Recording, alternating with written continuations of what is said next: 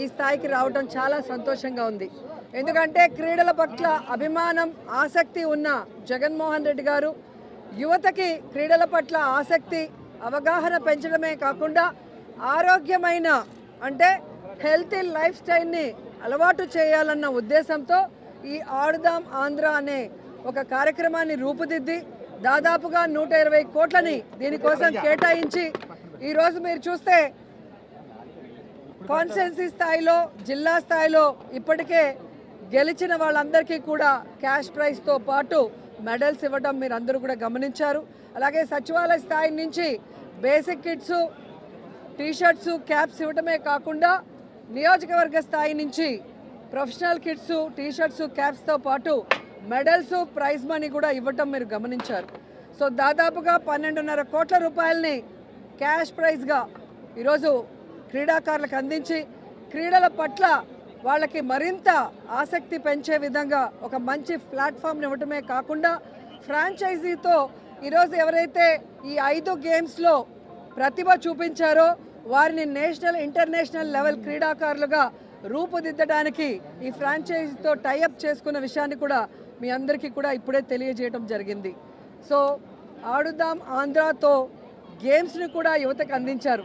ఇంతవరకు యువతకి quality education ఇచ్చారు, అలాగే క్వాలిటీ మెడికల్ సపోర్ట్ ఇవ్వడం జరిగింది. అలాగే మీరు చూస్తే ఆ కుటుంబాలకి సంక్షేమ పథకాలతో వారున్న ప్రాంతాలకి అభివృద్ధిని కూడా ఇచ్చి జగనన్న ఏ విధంగా ఆశీర్వదించారో అవన్నీ ఒక ఎత్తైతే, ముఖ్యంగా క్రీడాకారులు రాష్ట్రం విడిపోయిన తర్వాత చాలా ఇబ్బందులు పడుతుంటే ఈరోజు వారికి కావాల్సిన మౌలిక వసతుల్ని కానీ, ఇండోర్ స్టేడియంస్ని కానీ అందించడమే కాకుండా వాళ్ళు వెళ్తున్న టోర్నమెంట్కి వాళ్ళకి క్యాంపులు కండక్ట్ చేసి వాళ్ళకి ట్రైనింగ్ కూడా ఫ్రీగా ఇవ్వడం జరుగుతుంది. అలాగే మీరు చూస్తే సమ్మర్ క్యాంప్స్ ద్వారా చిన్నపిల్లల నుంచి పెద్దవాళ్ళ వరకు అందరికీ కూడా వారికి ఇష్టమైన గేమ్లో రాణించే అవకాశాన్ని కల్పించాం.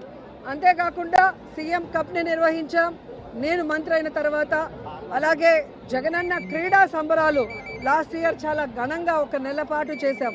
అలాగే ఈ సంవత్సరం ఆడుదాం ఆంధ్రాతో మొత్తం రాష్ట్రంలో ఉన్న క్రీడాకారులు, క్రీడల పట్ల ఆసక్తి ఉన్న అందరూ కూడా గ్రౌండ్లో అడుగుపెట్టి ఈరోజు హ్యాపీగా ఆడుకునే అవకాశాన్ని కూడా కల్పించినందుకు క్రీడా శాఖ ద్వారా, అలాగే క్రీడాకారుల ద్వారా జగనన్నకి వీరందరి తరఫున కృతజ్ఞతలు తెలియజేసుకుంటున్నాను. సో ఇది చూసి కడుపు మంటతో ఏడ్చే పచ్చ ఛానళ్ళు ఈ మధ్య చూశాను. జగన్మోహన్ రెడ్డి గారి ఫోటో ఎందుకు బ్యాట్స్ మీద అని అడిగారు. ఒక ప్రభుత్వం చేసే కార్యక్రమం మీద ముఖ్యమంత్రి జగన్మోహన్ రెడ్డి గారి ఫోటో కాకుండా దిష్టిబొమ్మ అయిన చంద్రబాబు నాయుడు ఫోటో పెడతారా అని నేను అడుగుతున్నా.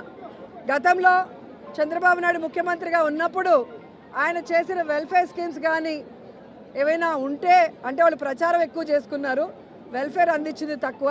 ఆ ప్రచారం మెటీరియల్ మీద చంద్రబాబు నాయుడు ఫోటో కాకుండా చిరంజీవి, పవన్ కళ్యాణ్ ఫోటోలు వేశారని నేను అడుగుతున్నా. ఈరోజు తెలుగుదేశం పార్టీ వాళ్ళ కడుపు మంట తారాస్థాయికి చేరింది. అటు సంక్షేమం, ఇటు వెల్ఫేర్, అలాగే మీరు చూస్తే ఇండస్ట్రీసు, అలాగే హౌసింగు, ఈ విధంగా శరవేగంగా అన్నీ చేసుకుంటూ పోవటమే కాకుండా ఈరోజు యువతని కూడా ఆయన దృష్టిలో పెట్టుకొని వారికి విద్యను అందించడమే కాకుండా క్రీడల్లో కూడా వాళ్ళకి సముచిత స్థానాన్ని కల్పించే విధంగా ఈ ఆడుదాం ఆంధ్రాని తీసుకురావడంతో ఈరోజు వాళ్ళు మాట్లాడుతున్న మాటలు మీరు అందరూ కూడా గమనిస్తున్నారు. సో వాళ్ళు తెలుసుకోవాలి, రాబోయే ఎన్నికల్లో ఈ ఆంధ్రప్రదేశ్ ప్రజలు చంద్రబాబు నాయుడు అండ్కోతో ఆడుకోబోతున్నారు. వీళ్ళందరినీ కూడా హైదరాబాద్ వరకు పారిపోయేలాగా తరిమి కొడతారని కూడా ఈ సందర్భంగా తెలియజేసుకుంటున్నాం. ప్రత్యేక హోదా, రైల్వే జోన్ తర్వాత విభజన హామీల కోసం జగన్మోహన్ రెడ్డి ప్రతిపక్షంలో ఉన్నప్పుడు చేసిన పోరాటం అధికారంలో వచ్చినప్పుడు చేయలేదని స్వయంగా షర్మిల గారు అంటున్నారు. ఈరోజు